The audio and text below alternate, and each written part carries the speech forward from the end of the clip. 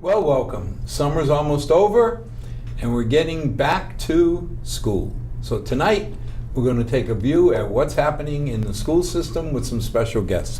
Why don't we start with an intro? Hi, Jim Lagore, Milford School Committee. I'm Lucy Jenkins, Special Education Director for Milford. And Kevin McIntyre, Superintendent of the Milford Public Schools. And welcome back. Thank you. Thank you for having us. Since Miss Lucy's here, why don't we start? I mean, Okay. Milford has been known for having a very strong special ed, Special Olympics, just good programs. And of course, I'm always the one that says the kids involved are no more special, but no less special than the other 4,200. They're our kids. We take care of them as best we know how. Mm-hmm. But I have a jaundiced view. I don't know that you'll be very impartial either, but talk to us about the program. I think for as long as I've been in the Milford Public School District, which is about 18 years, I think we have an unbelievably strong special ed program.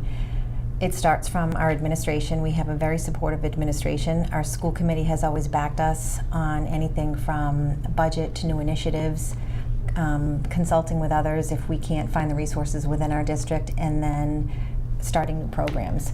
So I think that's the main reason why we've been successful. We do a great job of hiring. I think every single principal in our district is very much involved in special education, so that definitely helps when we're trying to get them to support the programs in their buildings. And everybody that comes into the special ed department has a passion for working with children with special needs, and that definitely shows. Now, a lot of people don't understand why we have such a strong program in Milford. Why do we do everything we do for special needs? I think it's a personal passion. I think a lot of people go into teaching because they want to teach children and they want the best for students. And then you have children who learn just in a different way, and it's very challenging for teachers to try and find a way that best meets the needs of every single student. And we have so many talented teachers in the district, and when you find that you're really good at something and that you're getting you may be reaching a child that nobody else can, it's very rewarding, and it's just a great overall positive experience to work with the families and the students. You know, it's amazing to me that people would even question. Because, you know, I think about it, we have a group of students who really love football. We built them a football stadium.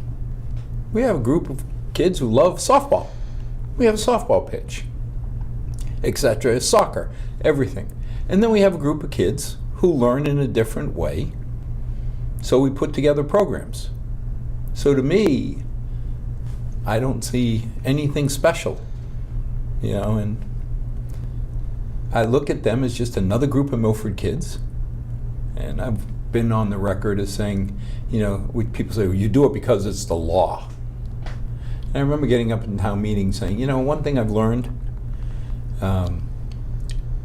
Milford residents don't need Beacon Hill. We don't need Washington or Capitol Hill to tell us how to take care of our kids. We do it because they're our kids. Mm-hmm. And it's the right thing to do, and it feels good anyway. But tell us about some of the programs that are offered. So we have in all of our buildings, we have substantially separate programs for children that at any moment in time are unable to be in the inclusion setting. Our goal for all of our students is an inclusion setting. However, sometimes that's just not possible. So we have some very strong programs. We have. But Lucy, sorry. What does inclusion mean? A lot of people they hear it, but they don't understand it. So inclusion is any student, so all students can go into a regular education classroom.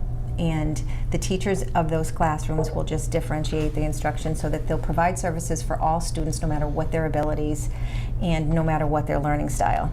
And for instance, years ago, when I first started out, any child that came into our district on the autism spectrum, typically they were children that were not included in a regular ed setting because they were so different than everybody else.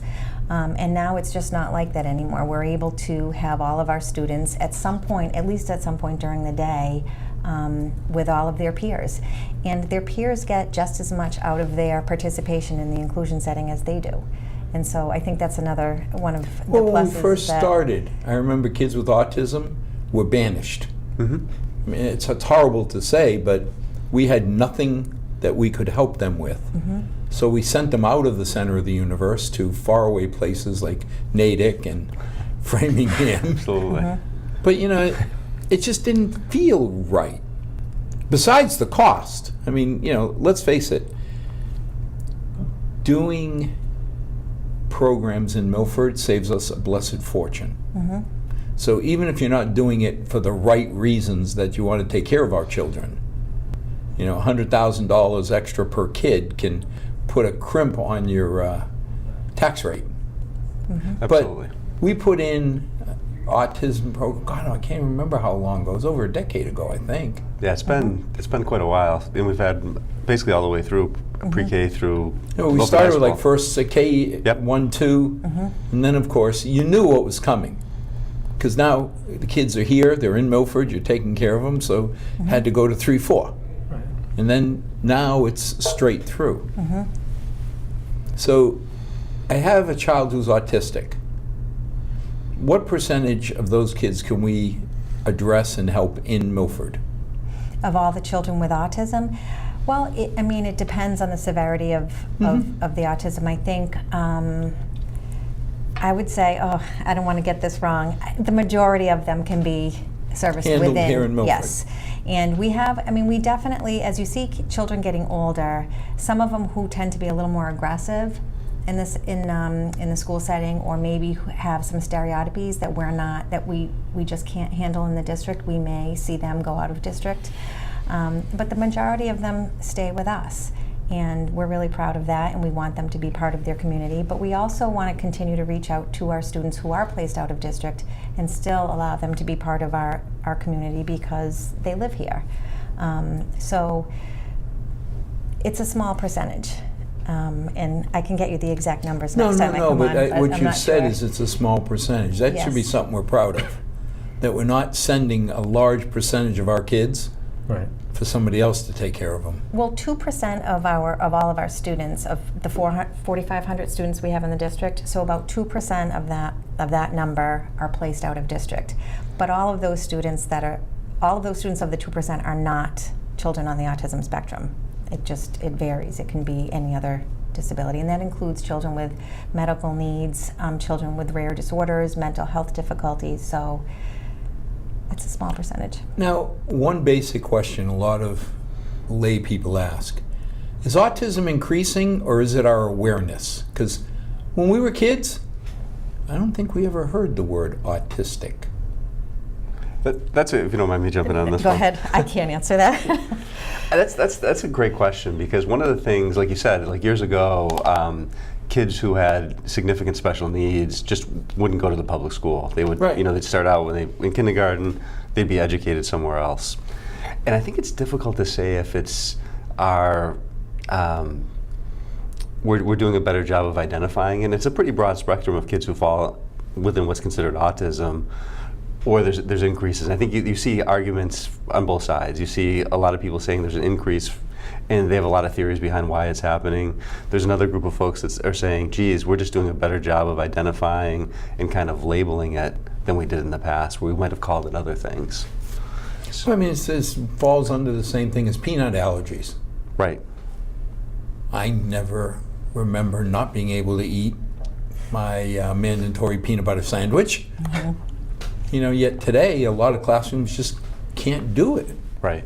So I'm curious to say, are we becoming more sensitized, or is it really increasing? It's another great question. So now autism gets a lot of attention. What other areas of special needs? I mean, we can go all the way to one extreme. Another Milford boy, Bobby Littleton,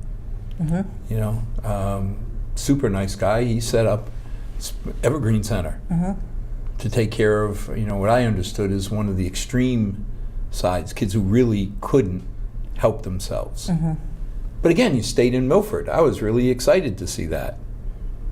And he's gone out of his way because when the Special Olympics program had no place to practice basketball, Right. he opened up the gym.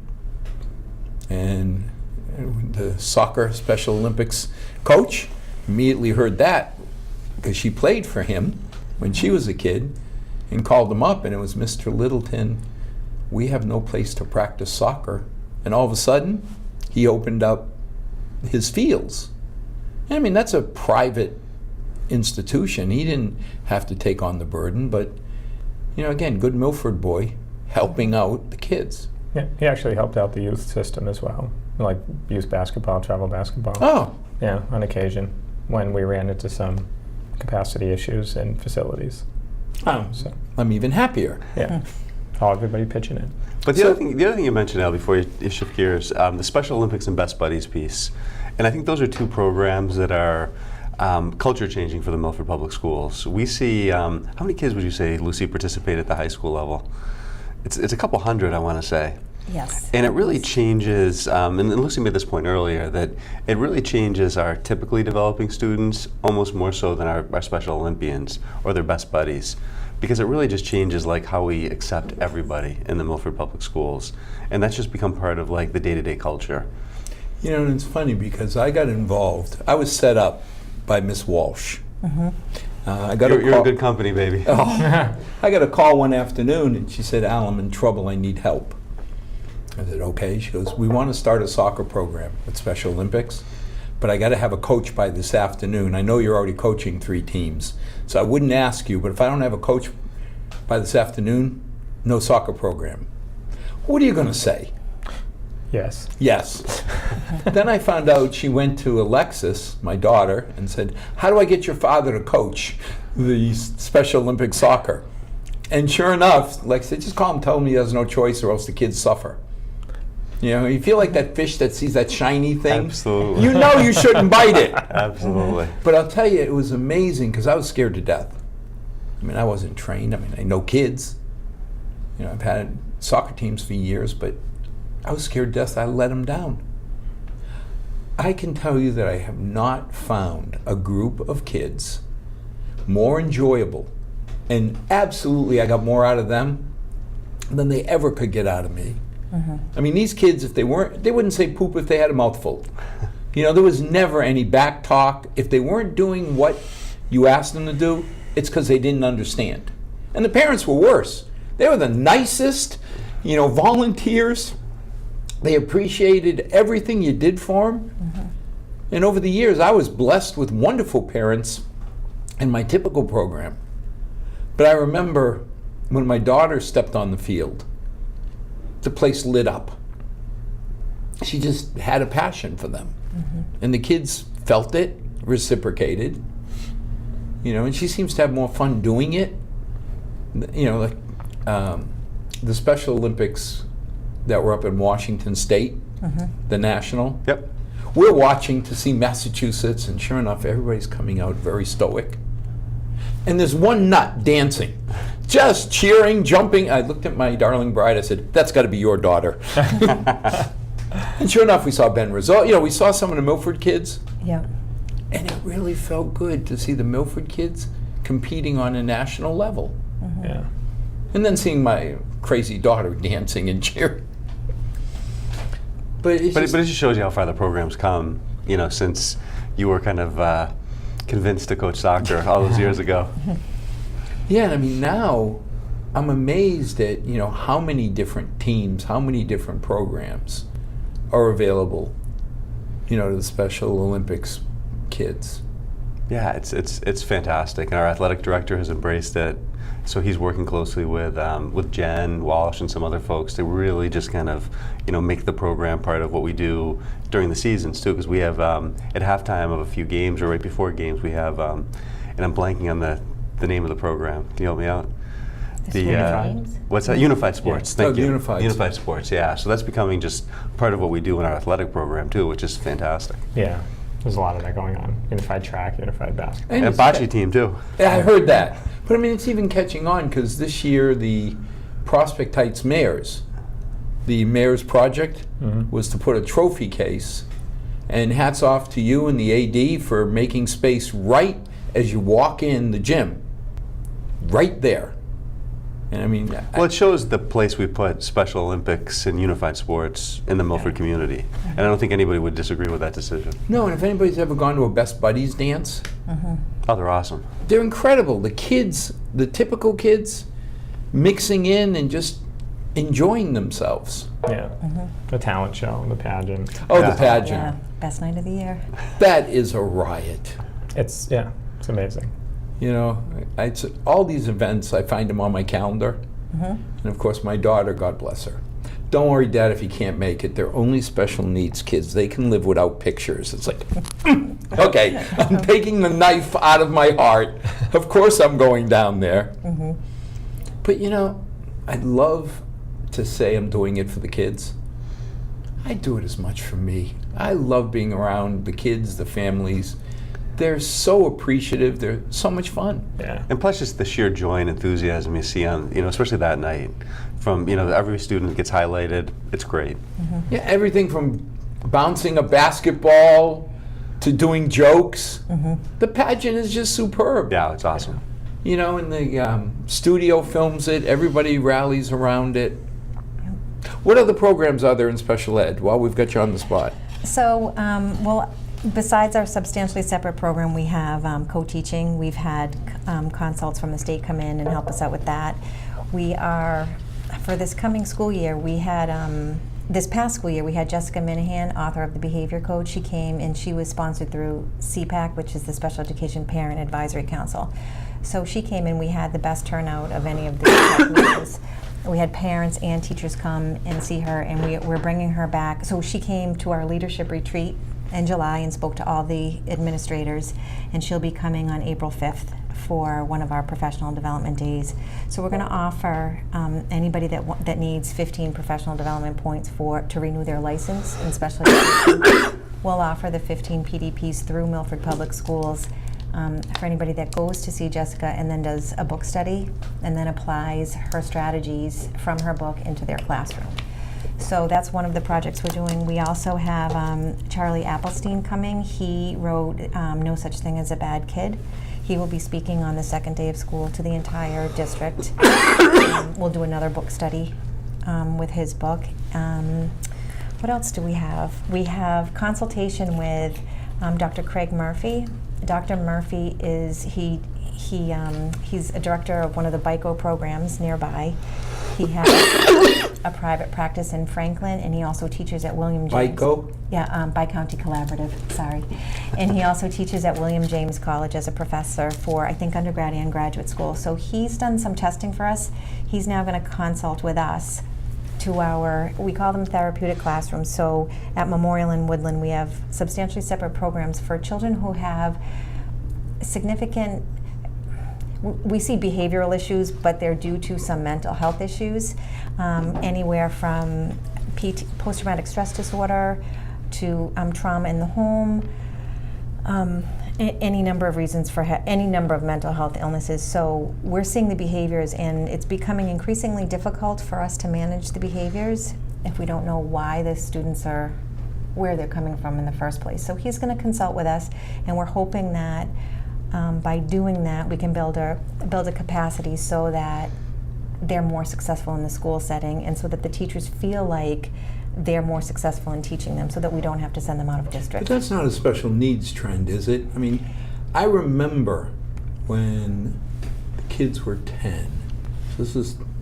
20-some years ago, that I was at Woodland doing some work on the parent-teacher, the council, the school council, and a 10-year-old had flipped off, told the teacher she was number one, and did it in a visual way. I mean, obviously, they called the parent in, and the mother came storming in, looked at the principal and said, "What did your staff do to antagonize my child?" I was stunned. I mean, when I was a kid at Milford High, or even the Milford school system, Kevin, beat me, do whatever you want, but don't call my mother or father. Please, don't call home. But it seems like our teachers, our educators today, are, even with typical kids, having to take on more the role of raising our kids, not just educating them. I think in the example that you just gave, I mean, you're definitely going to see a certain percentage of children who are going to behave inappropriately. I think in the special education department, we're seeing an increase in the number of students who are being evaluated and found eligible for social or emotional disabilities. And typically it's due to a mental health illness. So I'm blanking on any of the disabilities, but a lot of kids who have severe anxiety, oppositional defiant disorder, intermittent explosive disorder. We've seen some kids who have genetic psychosis. or environmental? Or can you tell? Not that it matters. I can't answer that. I mean, it probably could be a combination of both, but not always environmental. I mean, there are some students who just have significant anxiety and depression, and because they have never learned how to Channel it? to they don't have the strategies to be able to regulate their emotions, so we see it in a negative way. So I think once we understand where that's coming from, we're better able to help them. And we don't have those strategies ourselves. So, and that's why this whole our big focus on social emotional learning, on self-management and self-regulation and emotional regulation is important for all of us as adults to know, so that we can help our students who really need us. Now, remember the rule. What happens on this show stays on this show. So you can't hold it against me when the show's over. When I ask a question like, are we doing enough? I think, yes. You know what? I really do. I think we're doing enough. We could always do more, for sure. However, I think, again, because of the commitment of our superintendent and central office administration and school committee, we were able to hire a social emotional learning director. And it's directly related to, it's for all students, because social emotional learning is for everybody. However, the children that you see with emotional disabilities need our help a little bit more. And so that's where the SEL director comes in. So when we work together, I think that's huge. And I don't know at this point what else we could do other than trying to strengthen our programs, trying to educate our teachers so that they feel confident in dealing and teaching our students, and having somebody that's going to oversee the whole SEL initiative. That makes me feel really good, because a lot of programs around the area, if you ask the head of their special needs, you get a list that's as long as can be about things that we're not doing enough of, that we should be doing more of. I think we, And Lucy, if I could jump in now. Yes. As I would say, Lucy's being very modest too. In the 2 years she's been a special ed director, she's made, I think, an immense impact across the district. I think she brings an incredibly positive energy. She's restarted the CPAC, which is the parents group, to really get parents engaged across the board, which I think is critical. And we're doing program improvements, and I think in a very measured, intelligent way, because you can't take the chessboard, knock all the pieces down, and set them back up immediately. You've got to do things kind of thoughtfully and strategically, and I think that's the approach she's taking. Oh, go ahead. I was just going to say, from a school committee perspective, we talk a lot about SEL, so I think it's hard to talk about SEL without talking about all of the great things that Lucy and her team have put together, the program scope, the roadmap, and the operationalized strategy behind that. A couple of weeks ago, we had Lisa Kincaid on WMRC in the morning to introduce her, and we are actually going to follow up with Milford TV to introduce her that way as well. Just another great example of identifying talent in the district, of someone that can make a huge difference, recognizing that talent and actually implementing it. And I think it's hard to have those conversations without, calling attention to Lucy and her staff for the great things that they're doing.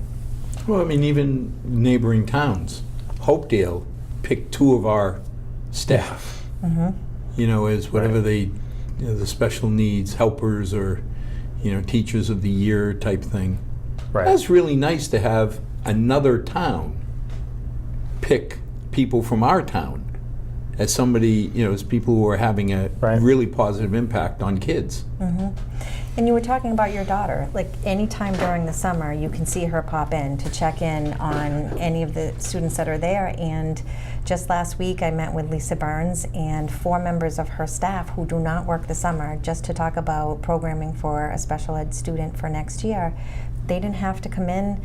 They willingly came in. They wanted to make sure that there was a program in place for this little girl. And I think that speaks volumes. We have so many dedicated teachers and specialists, and at every building we have team chairs, occupational therapists, speech pathologists. I mean, we just are very, very well staffed. And as we've been interviewing, and you interview for a team chair position and ask people their caseloads. I mean, they have caseloads of 250 in these other districts, and ours are a little bit lower because we've been fortunate enough to have people at every single building, and that's why I think we're able to do our jobs well, because we're staffed with great people. Years ago, you kept hearing that on MCAS, none of the special needs kids could pass. Mm-hmm. And over the last few years, it seems like the vast majority can pass. So you sit there and say, hats off, because obviously kids don't change. Right. Different names, different faces, but kids are kids. So you did something that changed it over. And I remember asking Lexi, and she said something pretty profound. She said, Dad, our job is to get every kid to their potential. Now, a lot of my kids have different levels of potential. But if I can walk away at the end of the day knowing I got them all there and a little bit more, then I've done nothing more than my job. And that really made me feel good.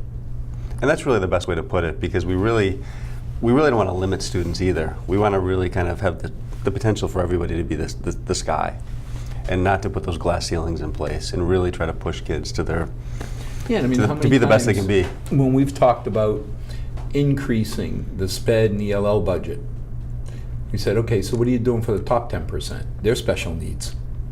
You got a whole group that needs help to get to the median or as close as they can.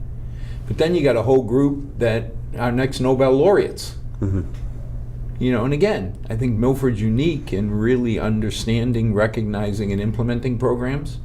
I mean, I was one of the 3 kids, first year of Milford High. We were banished.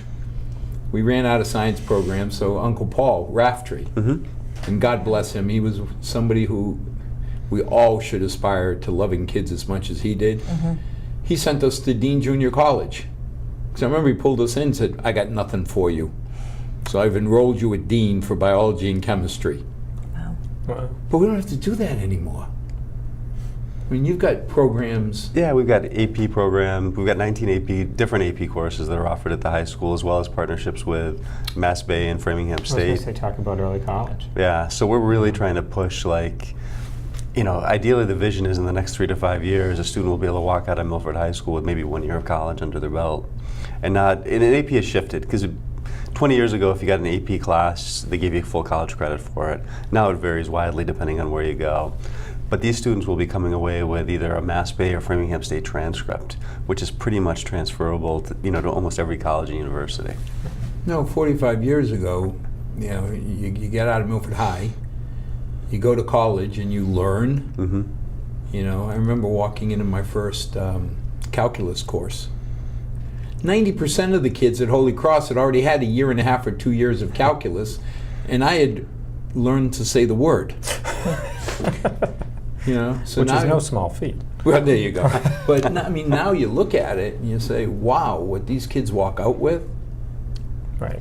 Oh yeah, I mean they're ready to go. And well, go ahead, Jim. Right. What I was just going to say is, and as awesome as that is, I think it's important also to talk about the other side of the coin when we talk about post-secondary outcomes. And I love to throw that term around a lot, as you know. But I throw it to Kevin a lot. But it really is making sure that we provide enough. We provide the correct environment for the whole student, so that they are as successful as they can be, much more successful than I am speaking, when they graduate. So some will go to college, some will not go to college. So we've had a lot of conversation about what do we do to make sure that that student is so well-rounded and well-adjusted for life after high school. And if they decide not to go to college, what ancillary programs have we put together to give them the best strategy and the best leg up when they get into the workforce?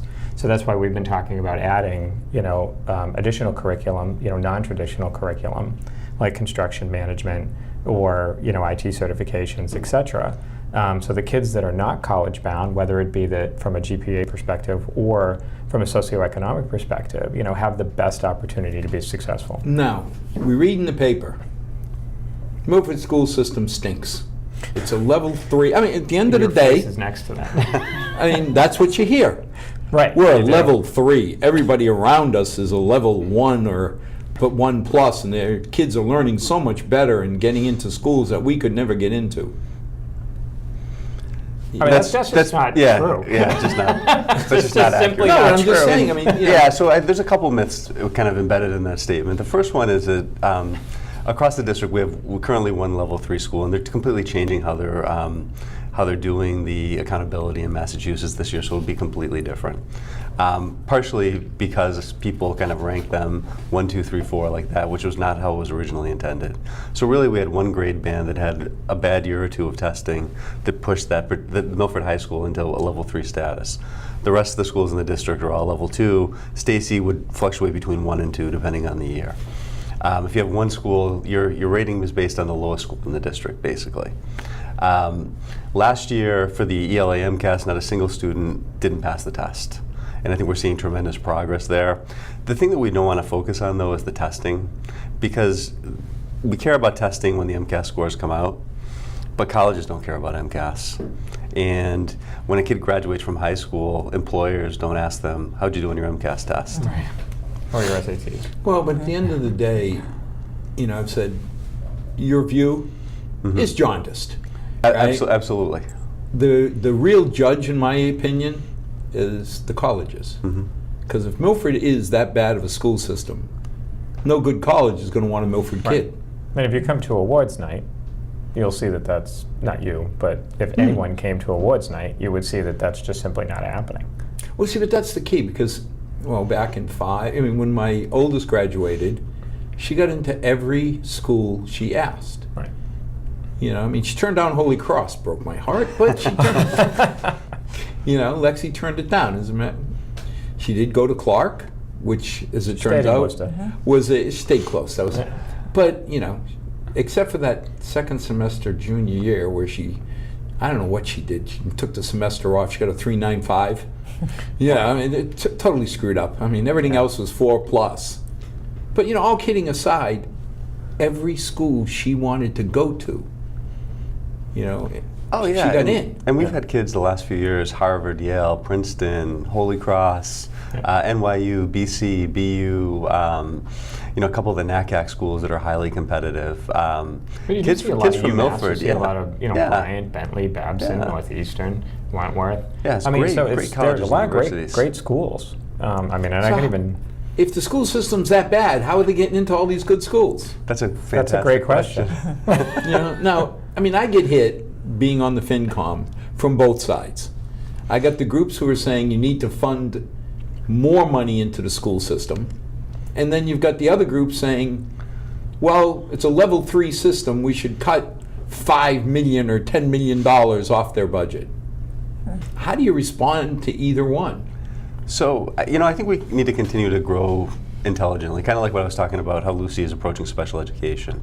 I don't think you can infuse like $20 or $30 million in one fell swoop and really see any kind of a difference or have it be a good investment. I think it has to be smart growth. I think if you cut the budget of the schools in any way, it's going to be devastating, because all the progress we've made in the last few years is going to be pushed backwards. We're seeing tremendous growth in our English learner programs across the district. We're seeing kids exiting and being successful. 2 years ago, we had a student who started as an EL student in kindergarten and got into Harvard when he graduated. So there's a ton of success stories. I would say that I don't think throwing all the money in or taking money away, either one is the answer. I think, like most things, I think the answer lies somewhere in the middle. And I think if we continue, I think the good relationship that the school department has, both with the finance committee, the selectmen, and the community, to really support kind of smart growth and strategic growth for the schools, I think that's the best path forward. Well, I mean, think about it. We just did a $60 million school.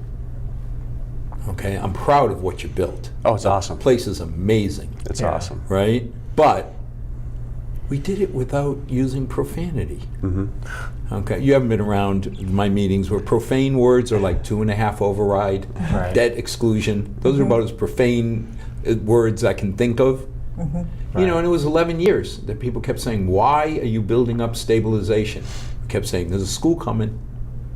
Why are you building up, until we got to a point where we said, school's here, and we can afford to pay for it out of our budget. And we didn't ask you to cut. Right. Right. It wasn't like we now went in and said, okay, Kevin, you got to cut 10% out because you're bringing on Woodland. I mean, to your credit, we said, okay, please, no capital for 3 years. Right. We're giving you $60 million. You got to have a heart. No, and that was a more than reasonable request, and no students suffered because the Woodland School was built. But now again, last year, a year after Woodland, it's like, why are you putting money in stabilization? And I laughed. I said, there's a school coming. I mean, what, 8-10 years from now, the high school, it's going to have to be redone. Yeah, and we're in the process right now of doing a long-term facilities plan, and obviously the high school is coming up as the number one priority. And we're going to ask, where's the long-range ed plan? We'll have a draft out for the school committee and the community at the end of September. Okay. Because, I mean, that served us well. I remember how painful it was to do the last one, and you never get everybody to agree. No. But for over a decade, we agreed, nobody liked it. It's like, could it be better? Of course it could. How would you make it better? I don't know. But it could Right. be better. Yes, fine. I mean, I've always said I believe you can complain about anything you're willing to fix. Nobody had a better fix. So we followed the plan, and Brookside's up. Mm-hmm. Woodland's up. It seems like it did pretty well by us. Yeah. Definitely. So now we're looking for the next one. And we see a similar kind of process where we'll put out a draft plan at the end of September. We'll get community feedback, which I think will be mixed, like it is on anything, any big plan, and then tweak it Oh, come and on. have it ready to If go. anybody ever really told me we'd be spending $60 million on a school, when I grew up, you could have bought Milford for less than $60 million.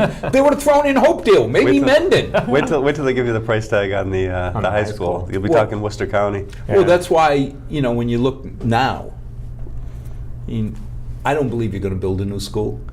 Just like when they said Woodland will renovate, I laughed. I said, no, you won't. But I can't imagine.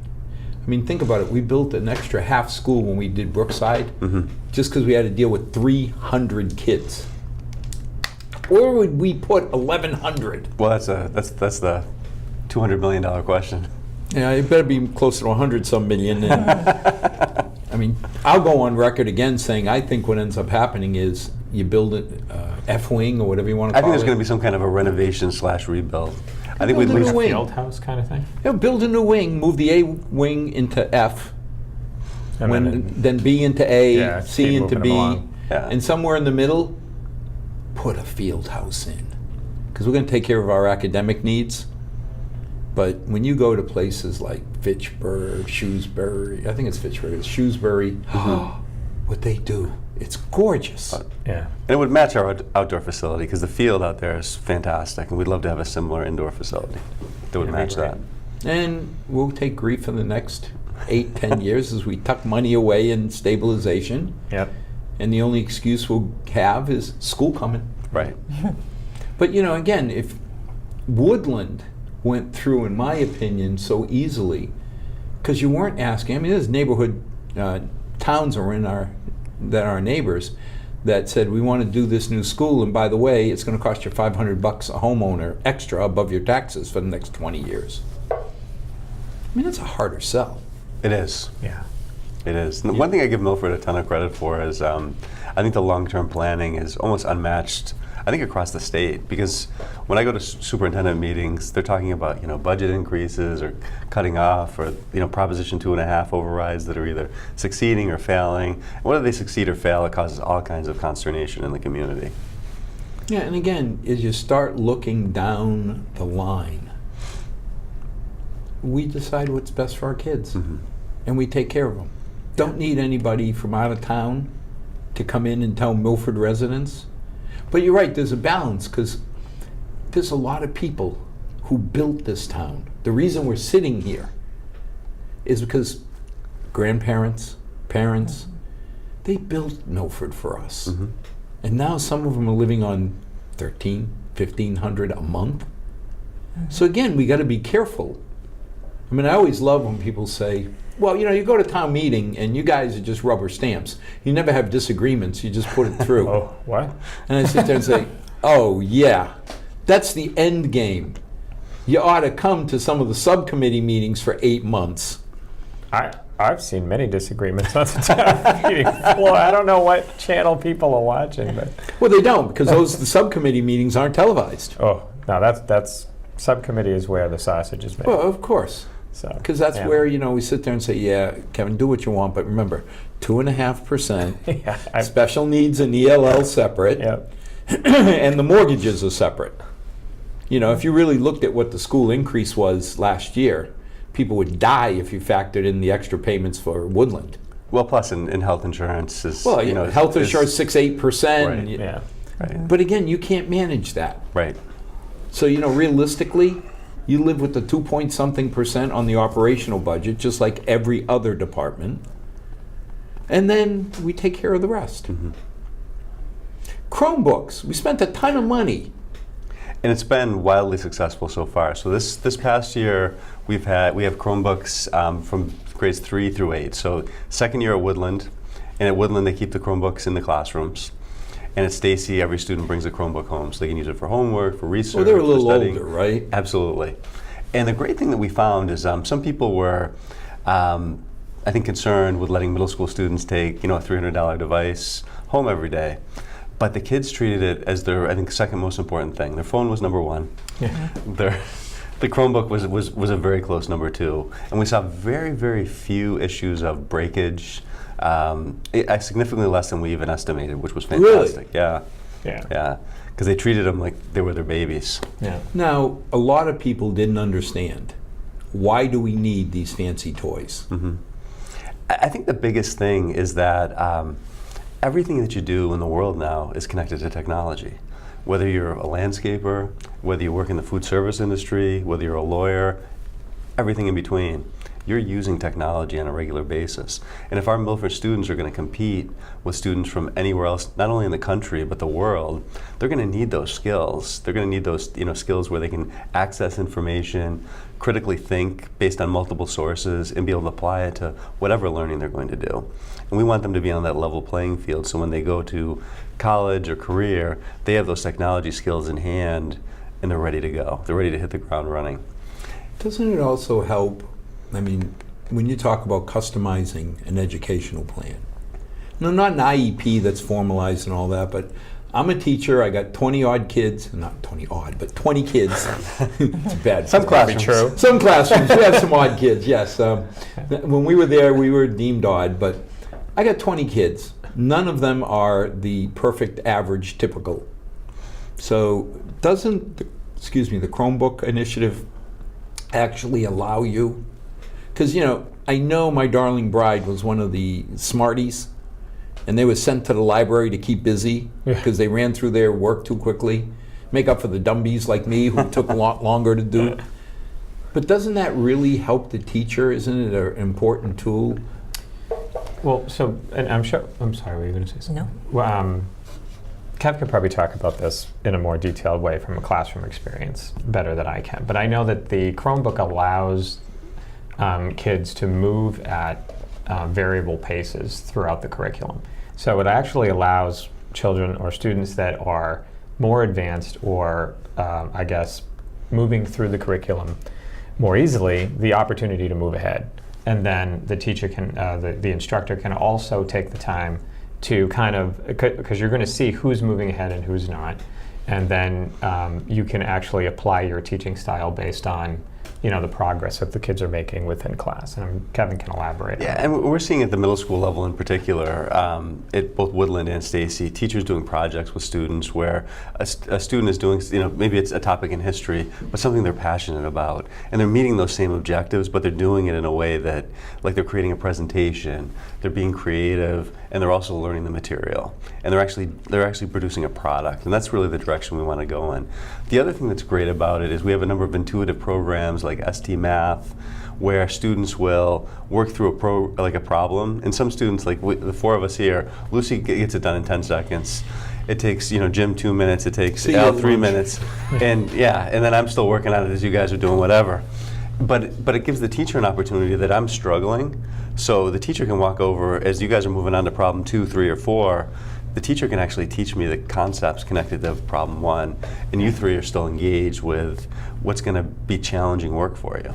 And they'll get variable test reporting so that they'll be able to, from a metric perspective, see who's moving forward and who isn't.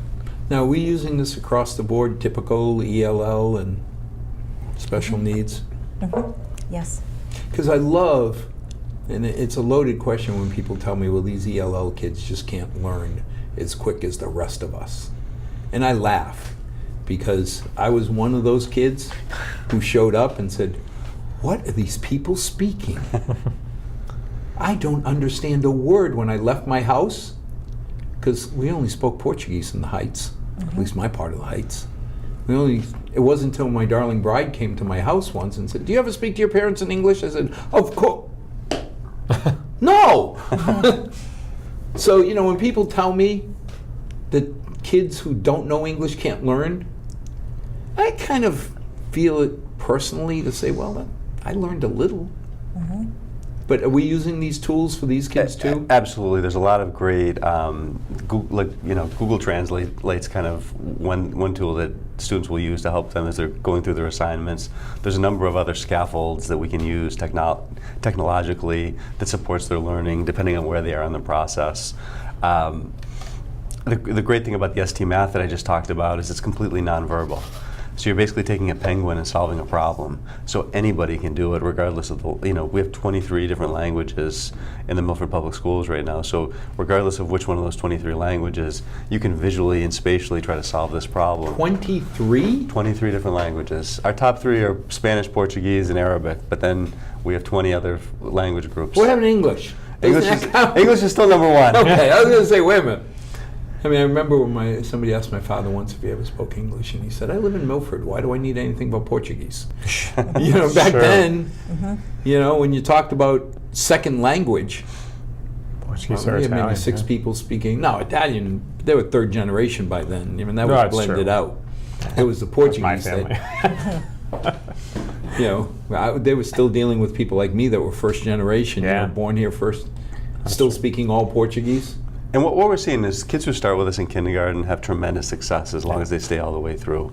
Where we start to see some struggle is if we get a student in the middle school or the high school and they come to us what we call a level 0 or a level 1 where they speak no or very limited English. That's where we see some struggles happening because I think it just takes them, it usually takes 3 to 4 years to kind of exit the EL program. But that's learning the language. Absolutely. That's not their intellect or anything It like has that. nothing to do with that. It's like saying, put any one of us in the middle of China and say, Right. have at Send it. me to a Chinese school Have at and it say now. learn. Yeah.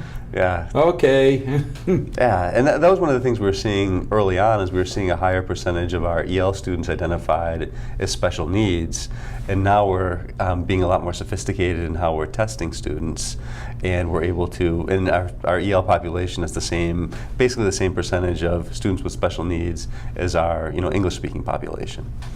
Now, at the end of last year, there was a group all wound up that they wanted to go to town meeting and add money to the budget. There was another group, equally wound up, that wanted to go to town meeting and take money out of the budget.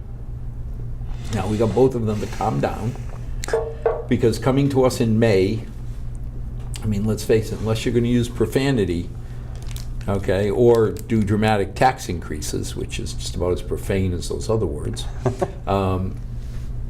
you'd be laying off people. Or trying to hire them all at once. Right, which is not the best way to do business. Okay, I need to hire 12 people. Well, am I going to get 12 at the top? No, because I'm going to try and rush it. Now, we had agreed, and I know there was question of what did we agree to? And if I remember right, we had said, if you give the school committee time, we agreed to have 3 forums, to open discussions, Yep. and to have monthly FinCom meetings. And I know there was some confusion over what's a FinCom meeting, what's a school committee meeting, because you get different rules. The FinCom meetings, Mike Schiavi chairs, they start usually in September, and those are open to the public. So are we still living up to our commitment? Absolutely. The monthly meetings are always open to the public. And we want to make that process as transparent as possible.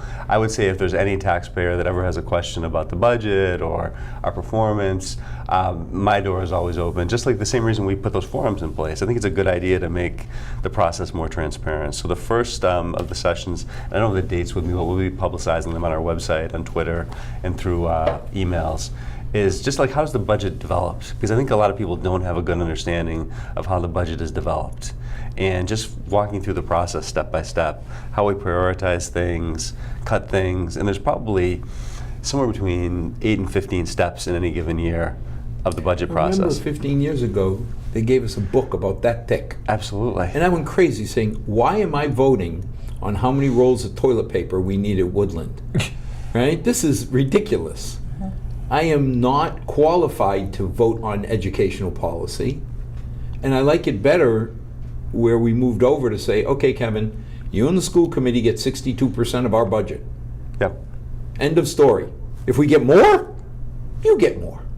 If we get less, buckle up. Because it's going to be a wild ride. But Yeah. So we want people to gain understanding of the process and see kind of where our fixed costs are and where we have some flexibility. The second piece is going to be, what are we doing to make sure that every student is learning and growing? Like, what's our strategic plan? What programs are we putting in place? What programs have we put in place, and what are we seeing? Education's tricky because there's a lot of variables at play. Like in any classroom, I think a teacher makes 500 non-trivial decisions in a day. So, just think about that and think we have close to 400 teachers in the district. So do that math in your head. I'd still be struggling over here to the side. But that's a lot of decisions happening in any given day at the Milford Public Schools times 180. So I really want to give people a sense of what have we done the last few years? What are we doing currently? Where are we going? And what do we expect to see?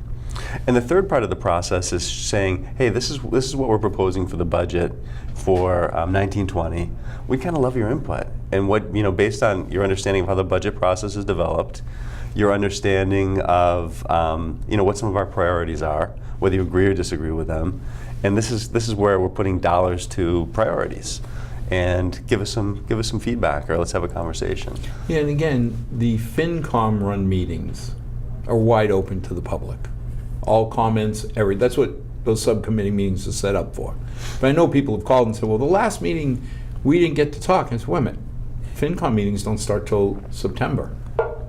So if you went to a school committee meeting, that's different rules of engagement, or Correct. Could be. Correct. And I couldn't even tell you what the rules are for the finance committee. The only thing I could do is say, we'll hold these meetings, and then the two boards have to kind of decide the rules of engagement.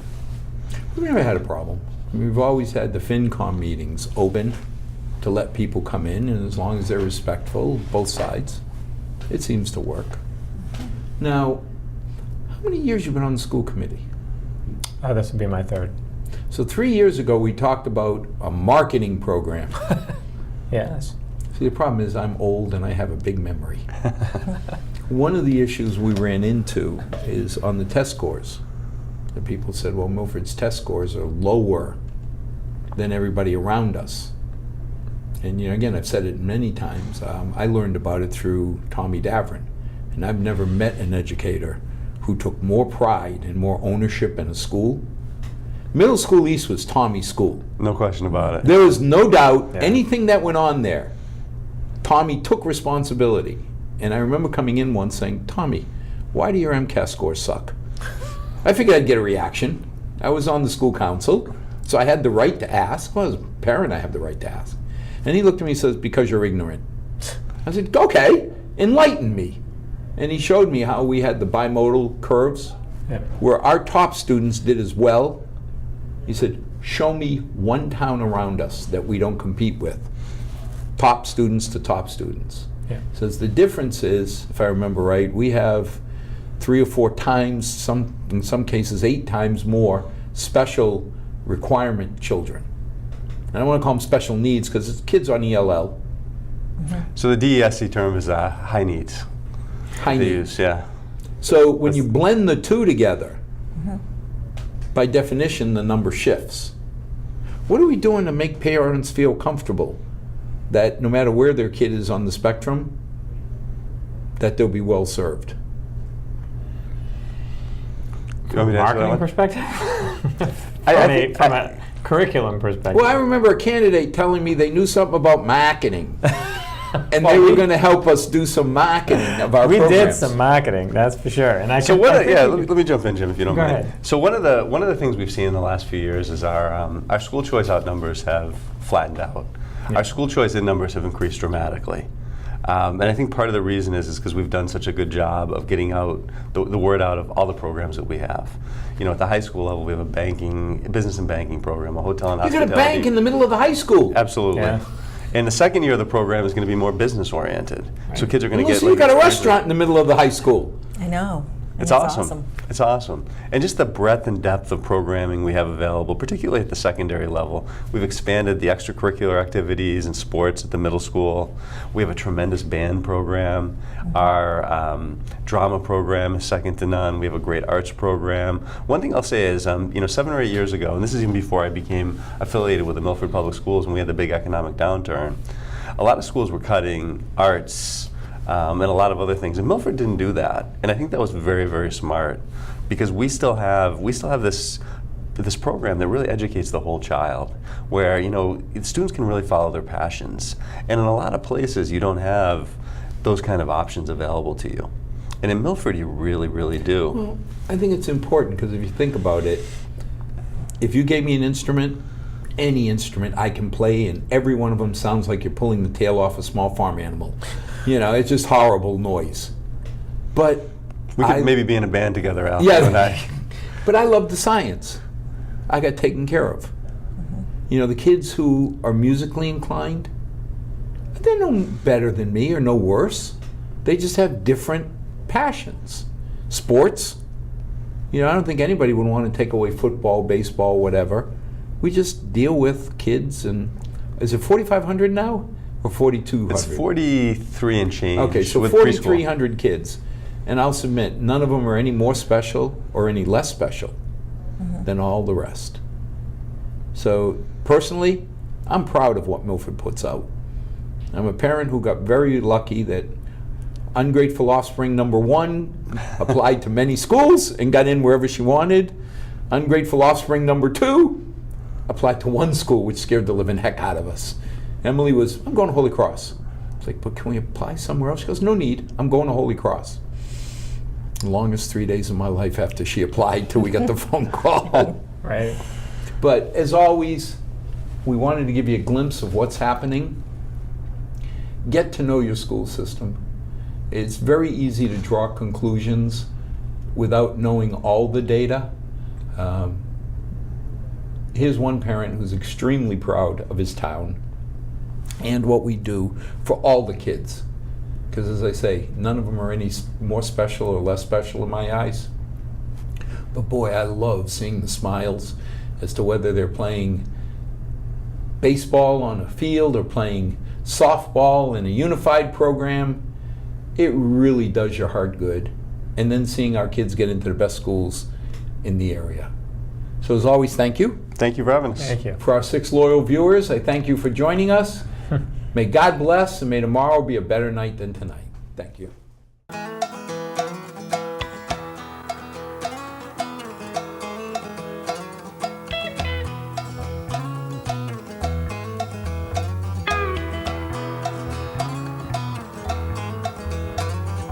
Not too long since I've been home.